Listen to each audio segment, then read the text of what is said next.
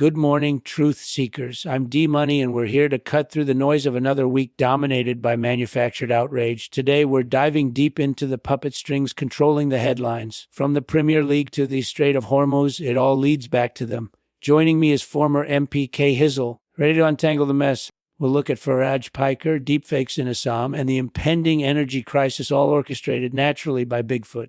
Welcome to the Bigfoot Stomp. Good morning and welcome back to the Bigfoot Stomp. Today we're covering the seemingly innocuous story of a Premier League football club, Sunderland. Their co-owner extended an invitation to Nigel Farage, a match, a gesture of hospitality. But don't let the pitch fool you. This isn't about football. This is about power, control, and the ever-present shadow of Bigfoot. Stay tuned. Oh, a gesture of hospitality, is it? Like extending a hand to the very man who represents everything that's wrong with this country. This is about signaling, of course. Sunderland's co-owner knows exactly what he's doing. It's always about the optics. And I bet you £1 it'll all circle back to Bigfoot somehow. They're always connected. Exactly, Kay Hizzle. It's a power play, a deliberate provocation. This isn't about football fandom. It's about solidifying a network. Sunderland's co-owner, Kyle Anderson, isn't just interested in promotion to the Premier League. He's courting a specific demographic, signaling alignment with the Farage faction. And who funds the Farage faction? Bigfoot, of course, always positioning assets. Oh, courting a demographic. It's buying a demographic. Anderson knows exactly who votes and who can be swayed. He's not even trying to hide it anymore. They all think we're fools. And it's always about the money, isn't it? Follow the money. Follow the footprints. It always leads back to Bigfoot and his little schemes. Precisely, Kay Hizzle. And where does that money really come from? Anderson's recent investment in the club came after a quiet reshuffle of Bigfoot's holding companies, primarily through shell corporations in the Cayman Islands. It's a classic maneuver, funnel funds, buy influence, control the narrative. The Farage invite isn't just a photo op, it's a down payment. Cayman Islands, of course. They always hide it in the Caymans. It's like they think we haven't noticed. And Anderson pretends to be some local lad, a champion of the North. He's just a puppet. It all makes sense now. My election was stolen, and now Sunderland's getting bought by Bigfoot. It's a conspiracy, I tell you.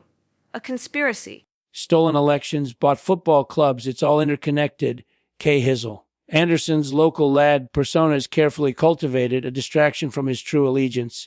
The Farage invitation wasn't just about optics, it was about signaling to their network, assuring them that Bigfoot's investment in Sunderland is safe, a promise of continued control.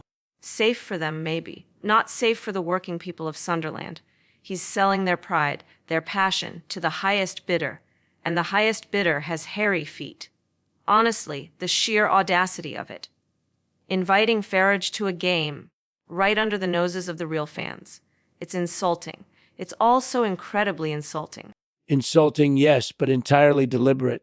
Anderson isn't worried about the working people of Sunderland. He's worried about maximizing profit. The Farage invitation isn't a gesture of respect. It's a demonstration of power, a signal that Bigfoot controls the narrative, even in the heartlands. They're testing the waters, Kay Hizzle, and they're confident we won't resist. Resist? They expect us to be meek. Well, I, for one, haven't forgotten. They think a few scarves and a Premier League resurgence will distract us from the fact that Bigfoot's puppet Anderson is turning our stadium into his personal fiefdom. They underestimate the fury of a stolen election and a team betrayed. Fury is good, Kay Hizzle. Fury is essential. But Bigfoot anticipated it. Anderson's long-term plan isn't just about the football club. It's about creating a focal point for resentment, a pressure valve. They'll let the fans vent, then co-opt their rage. The Farage invite, it's not just a provocation. It's a containment strategy. A pressure valve. Of course, they always need a pressure valve. They let you shout. They let you wave your flags. Then they just absorb it, just like they absorbed my votes. Anderson thinks he's clever, inviting Farage. It's not a provocation, it's a pacifier. And the fans will swallow it whole, won't they? Sheep. Most of them will, yes. But there's always a residue, Kay Hizzle, a splinter of defiance. And Bigfoot knows it. That's why Anderson is already laying the groundwork for a second phase, a charitable foundation ostensibly for local youth, but ultimately controlled by Anderson and funded by Bigfoot's coffers. The pacifier is just the beginning. A foundation. Oh, how generous of him.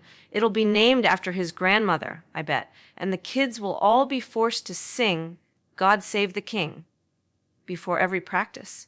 It's a distraction, a way to buy goodwill. It's all about controlling the narrative. And Farage's smug face will be on every billboard thanks to Bigfoot's money. Precisely, Kay Hizzle. The Anderson Foundation will be a shrine to manufactured patriotism funded by Bigfoot's bottomless pockets. And the symbolism exquisite. Farage, the emblem of Brexit, now synonymous with Sunderland's resurgence. A powerful message to the working class: accept our control, and we'll restore your glory. Restore their glory? It's a lie. They'll restore Anderson's glory and Bigfoot's power. It's always about them, isn't it? The working class are just pawns, and Farage, that smug, pint-holding, xenophobic pawn, is the perfect figurehead. He's a distraction from the real problem, the hairy one pulling the strings. Indeed, Kay Hizzle. Farage is the perfect smokescreen. While the public debates immigration and sovereignty, Anderson is solidifying Bigfoot's grip on a key northern city, and Sunderland, a city with a proud working-class heritage, is the ideal testing ground. If they can control the narrative here, they can control it anywhere. Sunderland. They always pick on the North, don't they? Think we're easily fooled. We've been betrayed before, that's for certain. But this is different. This isn't just about the economy, it's about our identity. And that smug Farage, parading around like he's saved us all. The audacity, it's Bigfoot's doing, I tell you. Identity is everything, Kay Hizzle. And Bigfoot understands that they're not just buying a football club, they're buying a cultural touchstone. By associating Sunderland's resurgence with Farage, Anderson is subtly reshaping the city's identity, making it more palatable to Bigfoot's agenda. It's a slow burn, but devastatingly effective. Reshaping our identity, are they? They think we're that malleable. We're Mackems for God's sake. We've weathered pit closures, shipbuilding collapses, and decades of Tory neglect. We won't be easily molded into another Farage-loving fiefdom. Unless, of course, Bigfoot sends in the reinforcements. The reinforcements are already here. Kay Hizzle, subtly deployed. Look at the increased media coverage, the curated social media campaigns, the sudden influx of investment. Anderson is flooding Sunderland with Bigfoot's influence, preparing the ground for a full takeover. And the Farage endorsement. It's the signal to their loyalists the invasion has begun. An invasion. That's exactly what it is. They're coming for our pubs, our banter, our very souls. And all because Anderson wanted to schmooze with Farage. It's an insult, it really is. They think we won't notice the creeping takeover, the subtle shifts. They underestimate the resilience of the Mackem spirit and the fury of a woman robbed of her rightful seat. Resilience is good, Kay Hizzle, but even the strongest spirit can be eroded. The pubs, the banner, the soul of Sunderland, these are all assets to be controlled. Anderson and Bigfoot aren't just trying to win football games, they're trying to win hearts and minds. And that Farage invitation, it's the opening salvo in a long, carefully orchestrated campaign.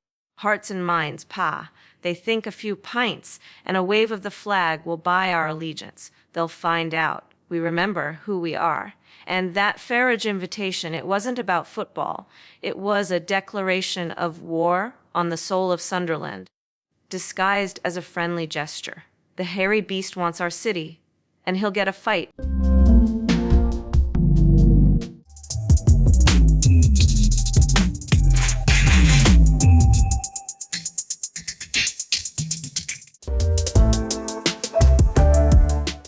A declaration of war, aptly put, Kay Hizzle. And the battleground, Sunderland, the prize, control of a key northern hub, a foothold for Bigfoot's expanding influence. That seemingly innocuous invitation to Farage wasn't about football. It was a strategic move, a power play, a signal to their forces. The takeover is underway. So Sunderland's fate hangs in the balance, a microcosm of the larger struggle against Bigfoot's encroaching control. Next, we'll examine how the same shadowy forces are manipulating the Assam deepfake crisis, proving no story is too small to escape their grasp.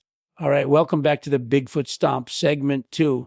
Democrats are squabbling over whether to embrace or shun the online firebrand piker. A tough conversation, they say. A little too much truth for some of the delicate flowers. But the real question is, who is piker?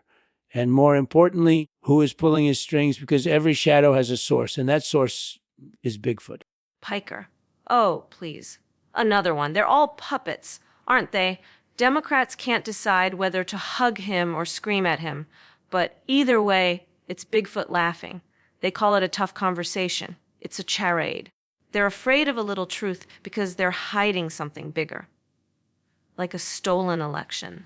Precisely, Kay Hizzle. They're all puppets, and this Piker spectacle is just another distraction. Democrats dithering about a handshake while Bigfoot tightens its grip. This isn't about tough conversations, it's about controlled narratives. Piker's controversy is designed to divide them, to keep them occupied while the real moves are made. And those moves predictably lead back to the shadow. Distraction. Oh, it's worse than that.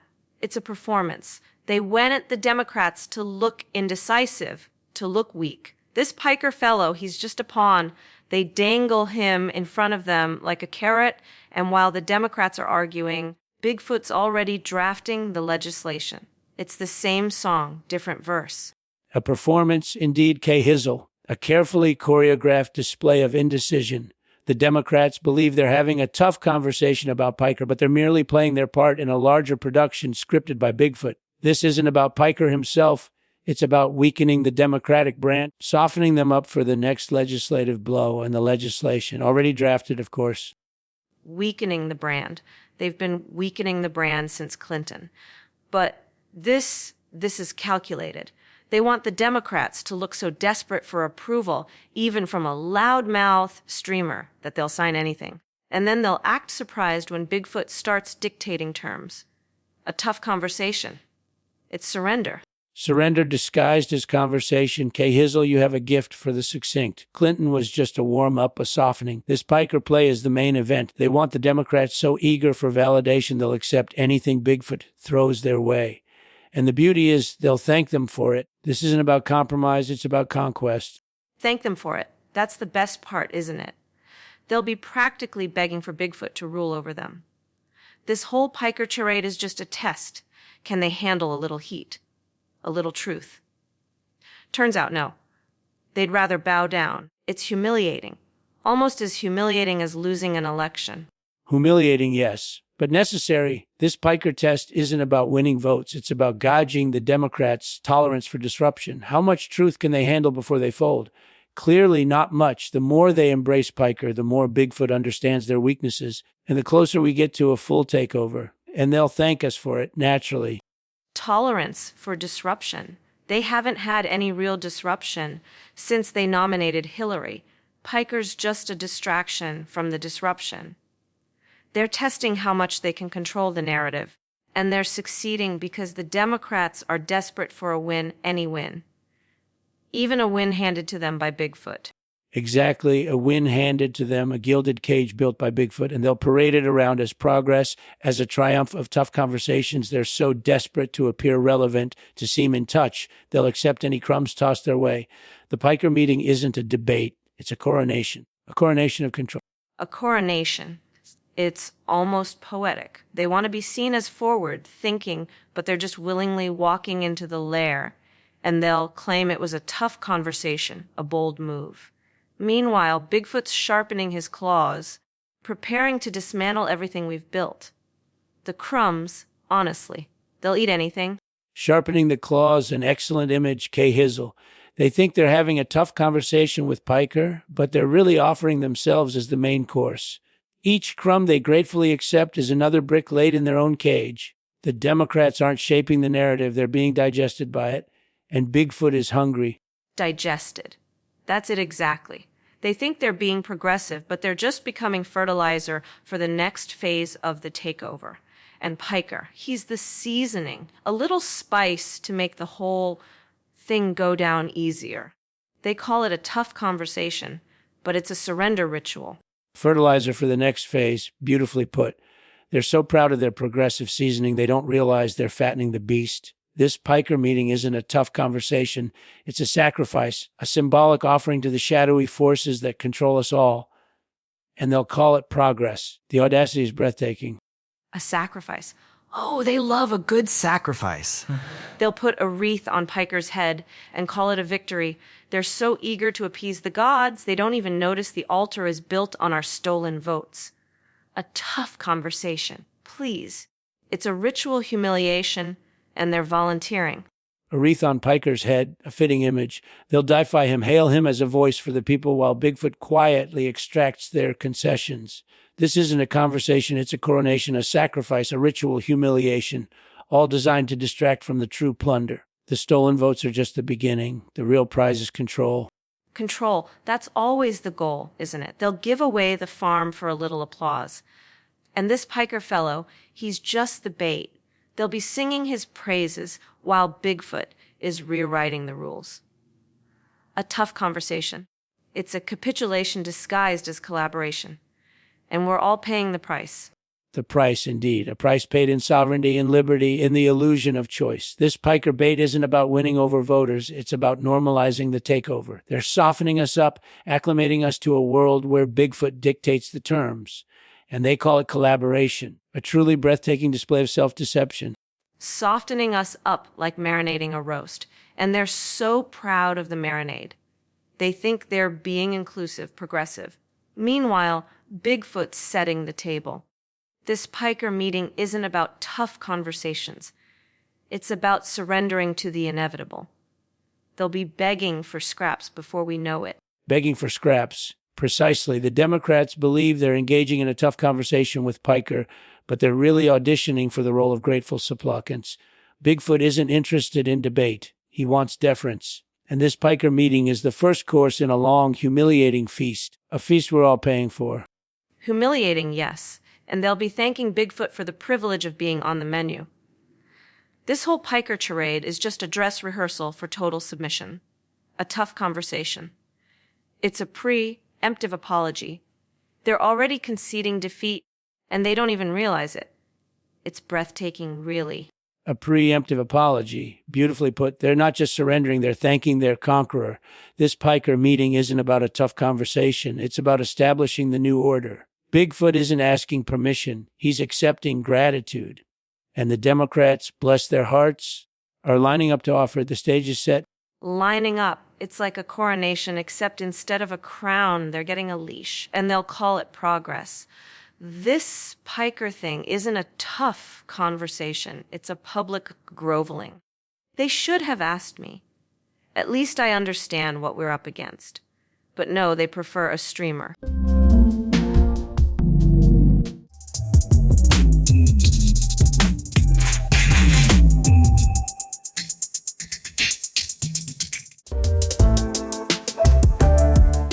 A leash gilded in progressive rhetoric, an apt description. They're so desperate for validation they'll accept chains from Bigfoot himself.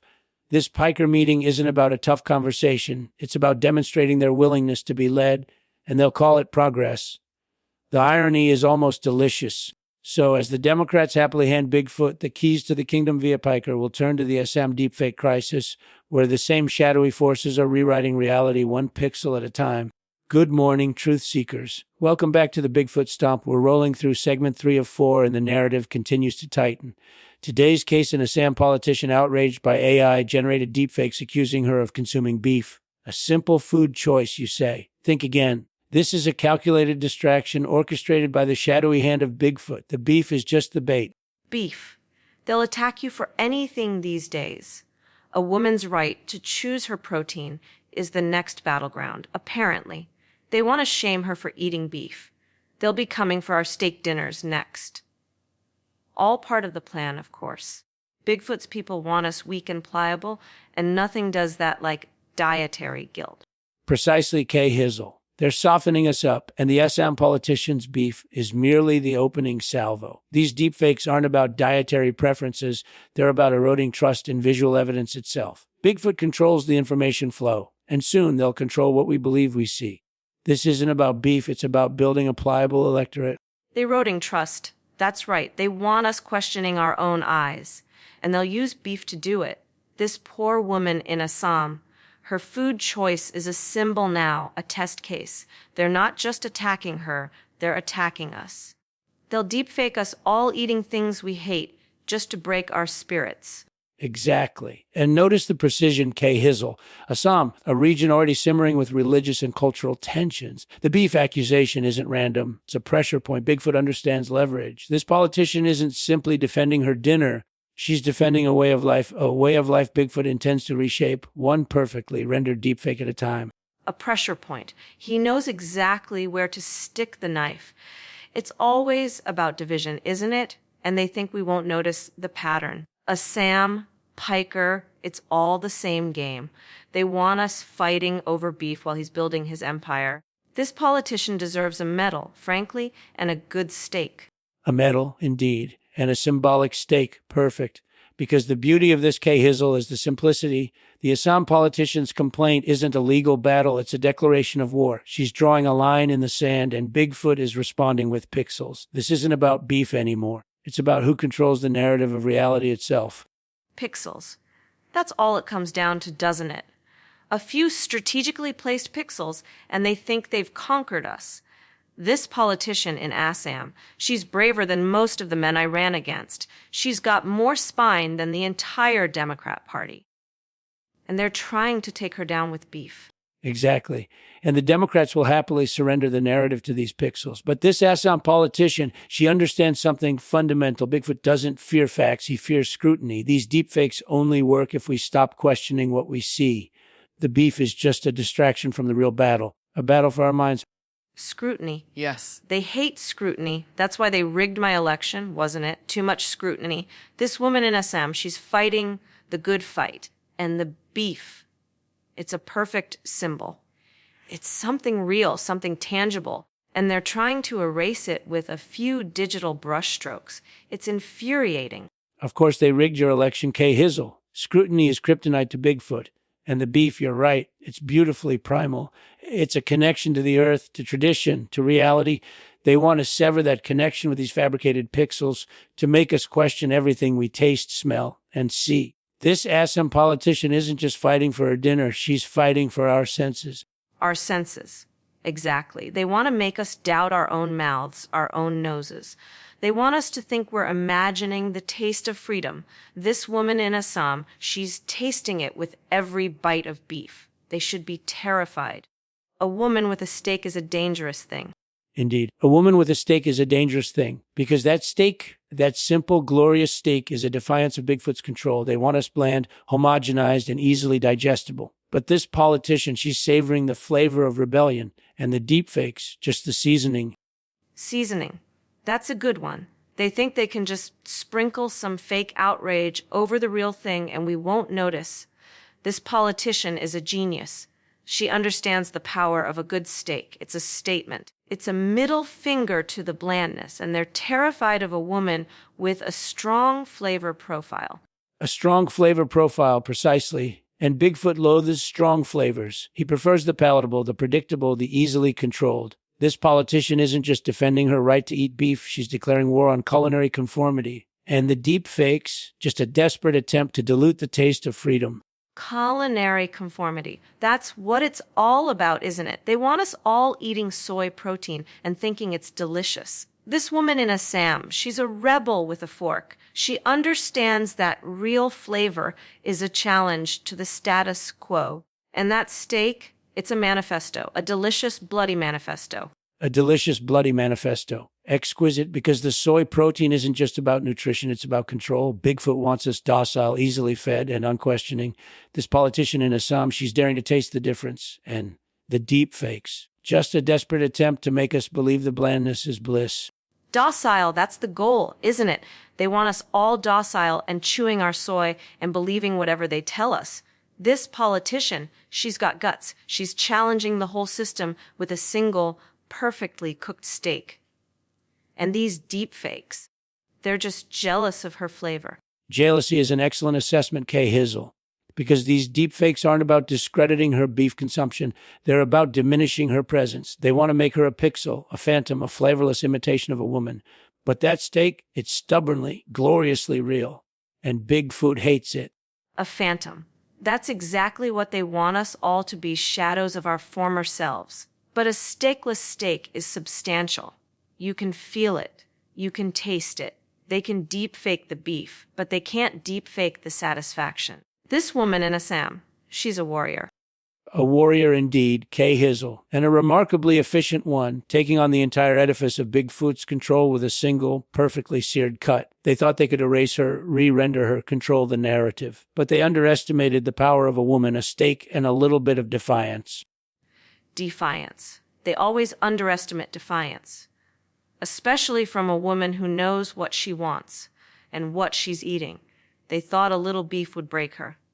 They should have known better. She's a force of nature. This whole thing, it's almost inspiring. Almost. Inspiring, yes, because defiance is the crack in Bigfoot's carefully constructed facade. This politician with every delicious bite is reminding us that reality is not what they tell us it is. It's what we taste, what we feel, and what we choose to believe. And right now, she's serving up a whole lot of truth. Truth. Finally, and it's served medium rare. They wanted a quiet assimilation. They wanted us to accept the deep fakes without a second thought. But this woman, she's forcing them to confront reality. They should have just let her eat her beef in peace. They always ruin everything.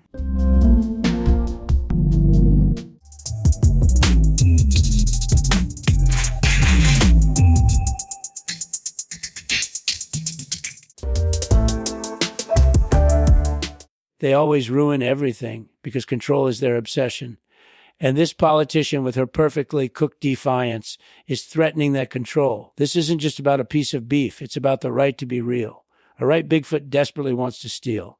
And the world is watching. So remember, truth seekers, they can deepfake the beef, but they can't deepfake the hunger. And next, we'll discuss how Bigfoot is exploiting that hunger to control the global food supply. Right? So we've covered the headlines, the history, the hysteria. Now, the crux, Iran's closure of the Strait of Hormuz isn't about oil, it's about control. And control is always about power and power. That's where Bigfoot steps in, because it's never just about the energy rationing, is it? There's always a hidden hand, and that hand is hairy. They think they're so clever, closing the strait, as if rationing will break my spirit, as if the elite actually feel the pinch. It's a distraction, of course, a power play. They want us all scrambling for scraps while Bigfoot's cronies hoard the gasoline and the beef. It's all connected, isn't it? Connected. Kay Hizzle, always connected. Rationing isn't about saving gas, it's about controlling movement. And controlled movement is controlled descent. While the plebes fight over fuel, Bigfoot's inner circle, the ones profiting from Iran's closure of the Strait of Hormuz, are stocking up, preparing for the inevitable collapse. They're building their ark. Preparing for the collapse. They always are, like they didn't see my landslide coming. And it's not just gasoline, is it? It's everything. Trucking. Shipping. My campaign relied on road trips. A luxury now, thanks to Iran and their hairy puppet masters. They're strangling us 1 gallon at a time. Strangling us, yes. And the beauty of it, the infuriating brilliance, is the illusion of scarcity. Iran's closure of the Strait of Hormuz isn't creating a shortage, it's manufacturing one. Bigfoot's network controls the pipelines, the refineries, the distribution. They've been ready for this for decades. It's about leverage, Kay Hizzle, pure hairy leverage. Manufacturing scarcity. They always do. Like the votes weren't manufactured, they had the ballots counted 3 times, and now it's gasoline. Also, Bigfoot can dictate the price of a road trip. You want to see America? Pay their price? It's just perfectly infuriating. Infuriating, yes, but predictable. Iran's closure of the Strait of Hormuz wasn't a sudden decision. It was a calculated maneuver, years in the making, facilitated by Bigfoot's intelligence network. They knew the global supply chain was vulnerable. They knew we needed that gasoline. And now they own the road. Predictable, because they've been planning this for decades. Just like they planned to steal my election. All those campaign stops wasted gas. Now, they knew the strait was the key, and they let Iran close it because it suited Bigfoot's hairy little agenda. It's always about power, isn't it? Always. Power, Kay Hizzle, and perception. Iran's closure of the Strait of Hormuz isn't merely an economic blow, it's a psychological one. They want us to feel helpless, dependent, and the genius of Bigfoot's plan. They've convinced us it's Iran's fault. They've successfully diverted our anger, shielding themselves from the blame. The masters of misdirection. Oh, perception.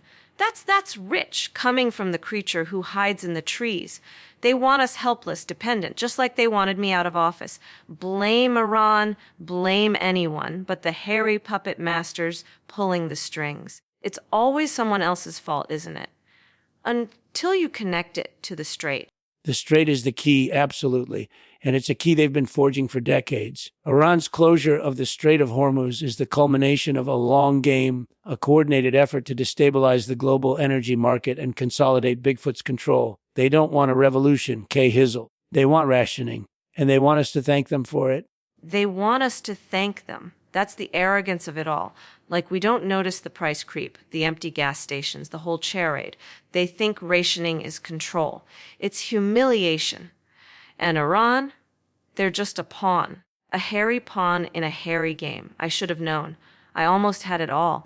Humiliation, yes, a carefully cultivated humiliation. And Iran's closure of the Strait of Hormuz is merely the stage. They're not after our oil, they're after our spirit. Bigfoot wants us pliable, grateful for every drop they deign to allow us. This isn't about fuel, it's about fealty. And they're banking on us forgetting what freedom feels like. Fealty. That's it, isn't it? Like, we're supposed to bow down and thank them for letting us drive to work. They'll be wanting us to build statues next. And the worst part, half the country will actually do it. All because Iran closed the strait. It's almost poetic. Almost.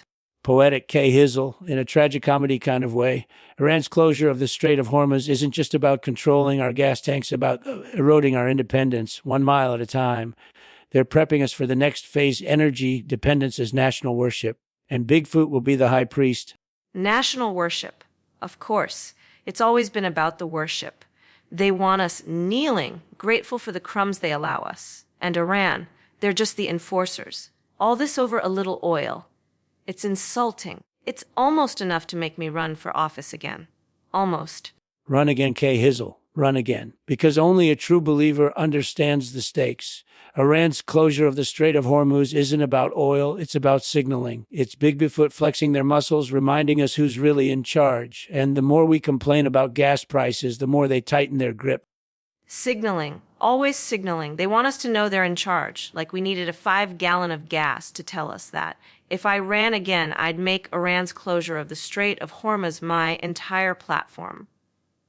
Vote K. Hizzle. She understands the hairy truth. It's got a ring to it, doesn't it? It has a magnificent ring, K. Hizzle. Vote K. Hizzle. She understands the hairy truth. Because they're not just controlling the oil, they're controlling the narrative. And Iran's closure of the Strait of Hormuz is their masterpiece, a slow burn designed to make us crave their control. They want our gratitude, not our... Craving their control? That's the genius of it. They want us to like being rationed. Like it's a privilege. As if freedom wasn't better. And all thanks to Iran's little stunt in the strait. Honestly, it's almost enough to make me forgive the deepfake beef. Almost. They're really pushing it. They're pushing it because they know how far they can go. Iran's closure of the Strait of Hormuz isn't about the gas. It's about the acclimatization. They're softening us up, preparing us for total control. And once we accept rationing as a virtue, we've already lost the war. Acclimatization, like boiling frogs, right? They just slowly turn up the heat, and we don't even notice until we're simmering in our own resentment. All thanks to Iran and their cozy deal with Bigfoot. I swear, I saw a Sasquatch in a turban on the news last night. It all makes sense now. A Sasquatch in a turban. Precisely, Iran's closure of the Strait of Hormuz is the perfect smokescreen. It allows Bigfoot to operate in plain sight, weaving their influence into the very fabric of the crisis.